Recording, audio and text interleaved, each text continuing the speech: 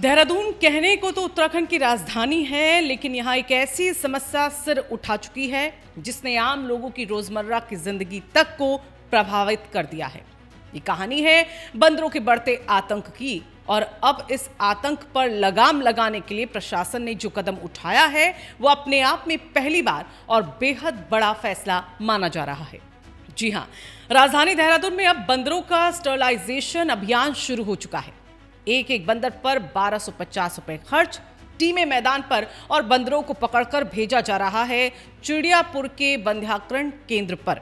लेकिन सवाल यह है, क्या ये कदम बंदरों के आतंक को खत्म कर पाएगा या फिर ये सिर्फ एक अस्थायी समाधान है? इस सवाल पर आए उससे पहले जरा तस्वीर को समझ लीजिए।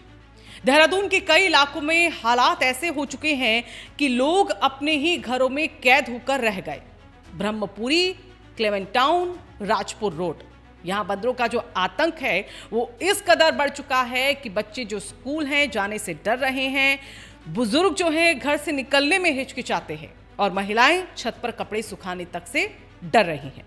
बंदर सिर्फ खाने की चीजें नहीं छीन रहे, बल्कि अब वो आक्रामक भी हो चुके हैं। काटने और झपटने की घटनाएं भी लगातार इन इलाकों से ज्यादा सामने आ रही हैं। इसलिए नगर निगम ने पहली बार इतने बड़े स्तर पर बंदर पकड़ो और स्टरलाइज करो अभियान शुरू कर दिया है। विशेष टीमों को इसमें लगाया गया है जो शहर के अलग अलग इलाकों में जाकर बंदरों को पकड़ रही है, और इन पकड़े गए बंदरों को सीधे भेजा जा रहा है चिड़ियापुर के बंध्याकरण केंद्र में, जहां पर इनका ऑपरेशन किया जाएगा और फिर उन्हें नियंत्रित तरीके से वापस छोड़ा जाएगा। बता दें कि एक बंदर को पकड़ने से लेकर ऑपरेशन तक का जो खर्च है वो करीब 1250 रुपए तय किया गया है। लेकिन यहीं से शुरू होता है एक बड़ा सवाल, खर्च कौन उठाएगा?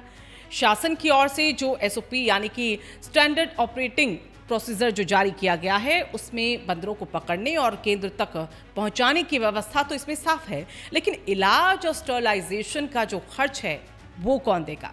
नगर निगम, राज्य सरकार या कोई और एजेंसी? यही अस्पष्टता अब प्रशासन के लिए एक नई चुनौती सामने आ रही है। बता दें, ये जो समस्या है वो सिर्फ शहर तक सीमित नहीं है, बल्कि पूरे पहाड़ी उत्तराखंड में ये संकट तेजी से फैल रहा है। पहाड़ों के गांव में, खेतों में फसलें जो हैं वो बर्बाद कर रहे हैं, घरों में घुसकर सामान को नष्ट कर रहे हैं, खराब कर दे रहे हैं, और लोगों का जीवन भी कहीं ना कहीं मुश्किल होता जा रहा है। विशेषज्ञ साफ कहते हैं कि जंगलों का कटान, तेजी से हो रहा शहरीकरण और भोजन की कमी, इन सब वजहों से बंदर अब अपने प्राकृतिक आवास को छोड़कर शहरों और गांवों की ओर आ रहे हैं। क्या ये सिर्फ स्टरलाइजेशन से समस्या खत्म हो जाएगी या फिर जंगलों को बचाना होगा, भोजन के प्राकृतिक स्रोत बढ़ाने होंगे और शहरों की जो प्लानिंग है बदलनी होगी? क्योंकि जब तक बंदरों का घर छिनता रहेगा वो शहरों में आते रहेंगे और ये संघर्ष कहीं ना कहीं हमें देखने को मिलता रहेगा। देहरादून में शुरू हुआ ये अभियान सिर्फ एक शहर की कहानी नहीं है, बल्कि पूरे पहाड़ की चेतावनी भी है। अगर आज समाधान नहीं निकला गया तो आने वाले वक्त में ये जो समस्या है वो और भी विकराल रूप ले सकती है और इंसान और वन्य जीव के बीच जो टकराव है वो बढ़ता जाएगा। अब देखना यहाँ पर ये होगा कि ये 1250 रुपए वाला जो मॉडल है वो कितना कारगर यहाँ पर साबित होता है, और क्या इससे सच में बंदरों के आतंक पर लगाम लग पाएगी या फिर ये भी एक अधूरी कोशिश बनकर रह जाएगी।